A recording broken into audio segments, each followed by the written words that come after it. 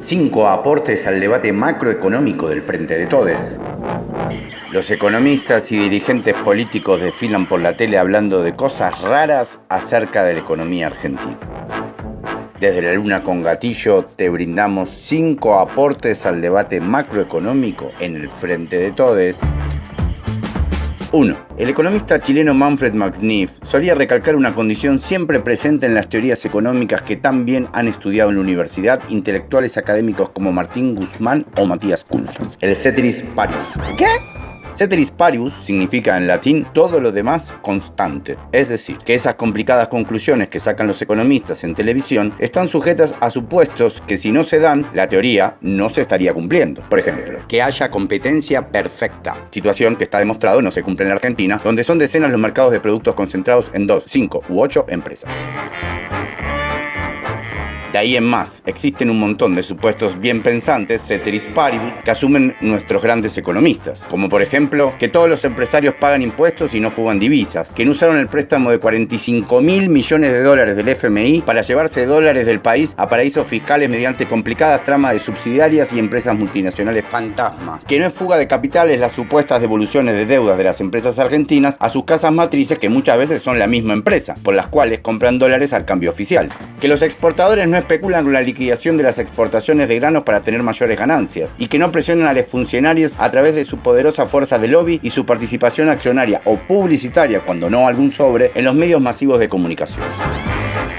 También suponen que si siguen hambriando la población no va a haber tremendos estallidos como en Colombia, Chile o como sucedió en Argentina en el 2001. Quizás todas estas variables que no permanecen constantes, ceteris paribus, explican por qué, como dijo la Christie, siendo que el gobierno prioriza las exportaciones y las grandes empresas sobre los trabajadores y la economía local y popular, al final del día los famosos dólares no estarían apareciendo. Claro, es como querer colar fideos con un aro de básquet o querer pescar con una red de arco de fútbol. ¿Qué dice Manfred McNiff que suelen responder los economistas cuando no se cumple el dichoso ceteris paribus? No es mi culpa si la realidad no se ajusta a la teoría. 2. El economista Amartya Sen, ganador del premio Nobel en 1998, le demostró al mundo que para hablar de pobreza primero hay que hablar de oportunidades, que el hambre no es consecuencia de la falta de alimentos, sino de las desigualdades en los mecanismos de distribución de dichos alimentos. Digamos que antes de discutir acerca de meritocracia en Argentina, primero deberíamos ver realmente cuáles son las condiciones estructurales de nuestra economía. En tiempos de recortes presupuestarios en una frazada corta, nos seguimos preguntando por qué la tijera apunta siempre a los pies descalzos y no a las cabezas bien abrigadas. Estaría re bueno que algún buen día estos prestigiosos economistas y sus importantes consultoras hicieran un estudio de qué proporción del gasto público se destina a las grandes empresas, qué proporción a las pymes, qué proporción a las cooperativas de la economía popular y qué proporción al gasto social. Toda esa gente en la Argentina, hermanos y hermanas que están pasando un mal momento, incluso de hambre. Además de tener en cuenta la deuda nunca saldada de estas grandes empresas con el Estado argentino, desde la nacionalización de pasivos empresarios del Mingo Cavallo a la estafa de Vicentín con el Banco Nación. 3. Desde ambos lados del mostrador, dentro de la interna del Frente de Todos, se sigue invisibilizando e incluso criminalizando la tarea de las organizaciones sociales de la economía popular. Son estas organizaciones las que vienen demostrando la posibilidad de alcanzar una producción y comercialización de alimentos y otros bienes que pueden hacer soñar a los economistas con la famosa competencia perfecta a través de miles de huerteras, talleres textiles, cooperativas cartoneras y otros emprendimientos comunitarios y diversos. Los datos del Centro de Estudios Scalabrini Ortiz vienen demostrando cómo las comercializadoras de la economía popular se han visto efectivas a la hora de reducir la inflación de alimentos, asegurando además la provisión de alimento sano y barato a los sectores sociales más necesitados a través de sus redes de comedores populares, muchos de los cuales no cuentan con apoyo del Estado y se nutren del trabajo autogestivo y las donaciones de sectores empresarios. Tanto la economía popular como las pymes pueden no ser útiles para la acumulación de dólares, pero sí para generar una expansión del consumo, fomentando la producción y la diversificación de la oferta, cambiando la matriz productiva tan concentrada y desigual de la Argentina. Objetivo que esboza el presente gobierno y que debería ser paralelo a la solución del Frente Financiero Internacional. Si no, según los planes del buen Culfas, vamos a tardar como 10 años en generar apenas un par de millones de empleos y precarios. Una especie de efecto derrame progresista que la verdad atrasa un montón de años. 4. Eso que llaman tranquilizar la economía. El gran drama argentino del momento, tal cual explica el ministro de Economía en algunas voces en off, es que sin inyectar dinero desde abajo en el consumo, tarde o temprano llega la estructura oligopólica de arriba de empresas que mantienen grandes ganancias o excedentes que luego derivan a la compra de dólares. ¿No sería bueno recortarles esas ganancias un poquito a través de los impuestos? O fomentar el consumo en pequeñas cooperativas y comercializadoras de la economía popular, en pymes que usarán sus ganancias para mejorar su nivel de vida y su capital local. Guzmán también explica que el crecimiento productivo llega a la importación de grandes maquinarias para las que se necesitan dólares.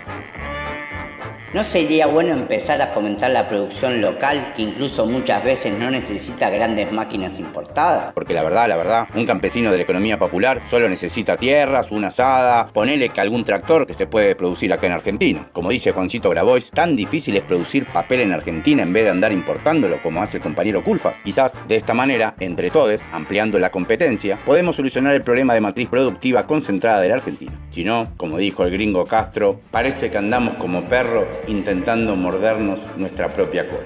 5.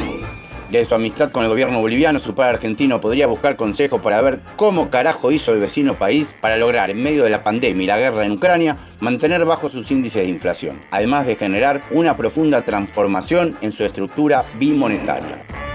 Entre 2000 y 2015, Bolivia logró que los depósitos en pesos bolivianos pasaran del 3 al 94%, reduciendo así la necesidad de dólares. ¿Cómo se logró este milagro? El actual presidente de Bolivia, Luis Arce, lo explica en su libro Modelo Económico Social Comunitario Productivo Boliviano.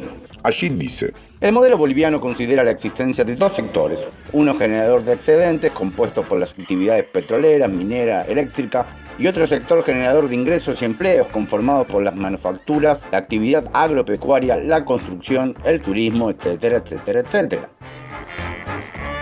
El modelo se basa en la toma del primer sector por parte del Estado, nacionalización, que así se convierte en el principal actor de la economía, y luego en la transferencia de los excedentes de este al segundo sector por la vía del gasto público y la redistribución económica, es decir, de la ampliación de la demanda. Se diferencia así de lo que ocurría en los años 90 bajo el modelo neoliberal, cuando los excedentes salían de la economía nacional por fuga de capitales y por el pago de utilidades de los inversionistas extranjeros. ¿Les suena?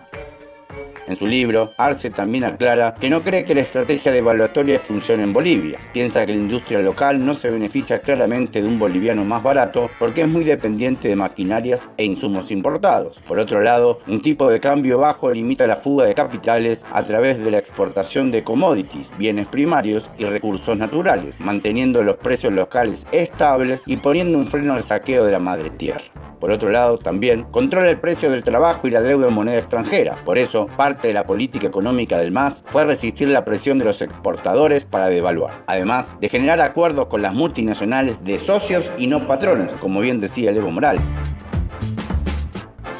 Por supuesto que esto fue posible gracias a las prácticas ancestrales de la economía popular aymara, que no solo históricamente hicieron verificar en su país la competencia perfecta en la producción y comercialización de alimentos, sino también en la venta de productos de alta tecnología importados de China a través de amplias y diversas redes comunitarias, además de históricas y masivas protestas sociales ante la suba de productos básicos como la harina o la gasolina, como bien pudo comprobar el propio Evo Morales en el gasolinazo de 2010, que hizo dar marcha atrás a su gobierno con la suba en el precio de la nafta.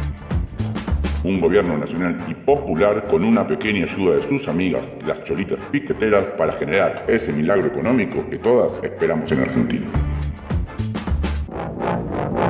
Así pues, lunátiques con gatillo, una reflexión más de Tomás Astelarra, su economista hippie.